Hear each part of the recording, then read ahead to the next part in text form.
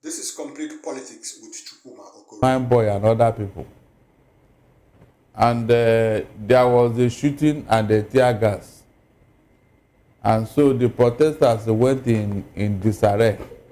In fact, the police warned Sowore not to venture into Asorok premises. And so when he dared them, they opened up fire. And he ran for his dear life. Nnamdi Kanu ran with other people. Nnamdi Kanu. Sowore ran. Yes, Sowore ran for his dear life. You know, that will tell you that things didn't go well. And with this position now, it has hardened the government position. Something I have been afraid of. It has hardened the government position and putting in Nnamdi Kanu in more jeopardy. And even if anybody should go now and say, I'm sure the government will say, no, we don't want to hear that. Because of the way the things turned out. This is something would have been peacefully organized. Barrister, the protest was very peaceful. At least it started that they didn't go to the precincts of Asorok. They didn't go near the National Assembly. The march started at somewhere in Otako. But there was a shootout. No, there was no shootout. It was the police that started firing shots into the air. Is that not unprovoked? Is that not a shootout? So look like it was premeditated by the government, you know, not to make it peaceful. Why did the government start shooting at that point? But there were places they say you should not venture into. No, but Otako, look at the video there. If you look at the screen, that place is Otako. There were nowhere near the presence of the National Assembly or Asorok. So why the shootout? Why the shooting by the police? There were some streets they said they should not even approach. Not just National Assembly and Asorok. There are other places they mentioned. But Sowore dared them. Sowore dared the police.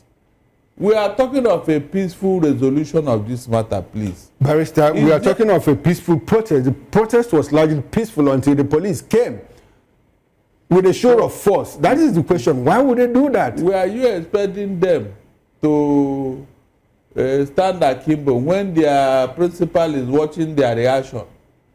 So you just heard that there was a rumor of coup the other day. And everybody in that Abuja is apprehensive. This warmongering posture, will it help Nnamdi Kanu now? Will it help him? That is the question. Don't you think the government position will be hardened now? It will be hardened. No matter how you look at it, the government will be harden their position. And so anybody that wants to go and talk now for political resolution say, no, we don't want to hear.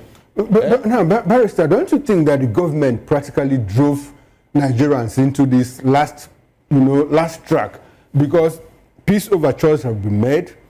People have asked, very prominent Nigerians outside the Southeast have weighed in on it and said, look, release this man. He is not the cause. In fact, the moment you release him, there will be peace in the Southeast. Mbazulika Amechi, before he died, said to the president, then Buhari, release this young man to me. I guarantee that there will be peace in the Southeast. Mr. Okoro, I want to ask you, is there... Chukwudi Ezife did the same thing. I'm coming. So, Barrister, now the point is this. Don't you think that all the avenues for peaceful resolution of this issue, have been closed out to the people? And that is why they are resorting to protest. That is why Sowore went on the protest. Listen very well, Mr. Okoro. Is there any way Tinubu will go to the south? Because Tinubu is looking for a vote now. Whichever way you look at it, we are very, very important to his re-election. Barrister, when you say we, what do you mean? That is the Southeasterners. Okay, Southeasterners. Is there any way Tinubu can go there to canvass for election or for do campaign without Nnamdi Kanu being presented to him as a condition? He's been going, he went to Imo State. This particular one now, of his re-election, with what the North have done to him. I mean, you have to use wisdom in this thing. Now that the Tinubu has fallen out with the North, it is the time the Southwest will say, okay, this is an opportunity. Mr. President, we are even sacrificing our own for you, but you must release Nnamdi Kanu. Yes. We are going to support you on one condition and one condition alone. Nnamdi Kanu. That's it. Okay, now don't you think that the president will practically take that he takes the Southeast for granted? I mean, out of the 5 Southeastern states. Not now. Barrister, out of the 5 Southeastern states, 3 of them belong to the APC, and the governors will do anything and everything to deliver, the president. We are going to Anambra State is more like one leg in, one leg out. Look, same thing with Abia State. So, do you think that the president will still, come to the Southeast? He must, because it's just the governor. The governor is not the people. If the people of the Southeast decide that no, we are not until you release in Accra, don't look for a vote. What do you think will happen? The governor will do what? He puts gun on my head to vote for Tinubu. It's not possible. That time you are talking about, he was in bed with the Northerner. Now that they have said no, we are not backing you, and they have said it openly and practically. That's why Tinubu is now looking for the Southeast and South-South. And if I look very well, the Southeast is very important in the equation.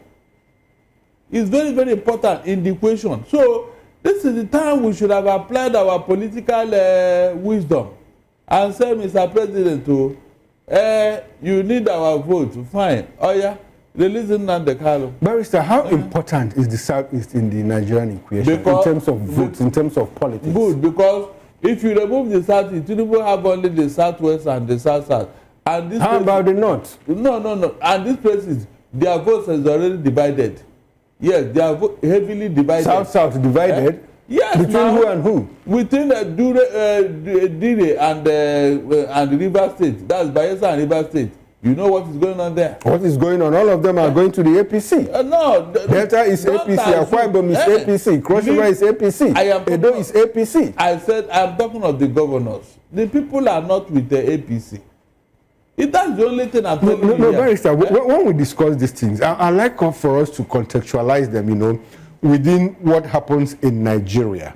When on election day, the governors will receive the INEC commissioners, the INEC officers and all of that. The police will be at their beck and call and all of that. That was before. Okay. Don't assume. So you think there will be a difference? I said this time around, it will not be Uhuru. With what happened in 2023? I said this time around, there must be free and fair election. With the way Nigerians are talking about state capture. That was before. They have already told. Barrister, what has changed? A lot have changed. Like what, sir? Like the people's perception have changed. What the people are going through now, or what they have gone through. Are you trying to discountenance it? You mean all those things will not come to play? This hardship, everybody is feeling it. Even the most stupid person who don't know politics, that person have now come to know what is going on, and they are going to react with their vote. That's what I'm telling you here. If things have been rosy and all that, it's okay, no problem, we can manage it. But now, everybody, let them do opinion poll. How many opinion polls have they done? Even non-state actors. All of them against Tinubu APC. Against Tinubu APC. So what do you think will happen in the voting this thing proper? And they are talking of electoral reform. Let us see whether IRF and BIVAS will now be legal. All right, then. Barrister, I like the optimism that you said, and I hope that Nigerians will be able to buy. And a new INEC chairman who told us that they will even use drones and all that. So the changes are coming. Things cannot continue forever. We are talking of free and fair election to know actually whether the people want you or not. Okay.